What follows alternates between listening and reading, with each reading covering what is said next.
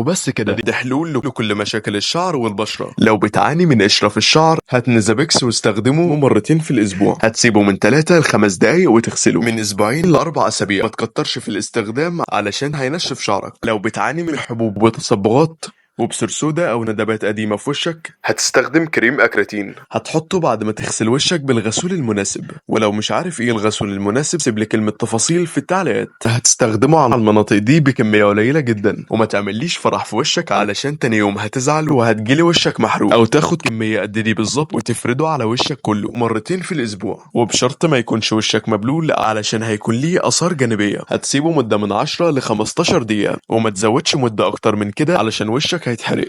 ولازم يكون الاستخدام بالليل قبل النوم، وتاني يوم قبل ما تنزل لأشعة الشمس حط صن سكرين او واقي الشمس عشان وشك هيتحرق. كل يوم بنزل لك فيديو جديد هيفيدك، فما تنساش الفولو واللايك. ما تنساش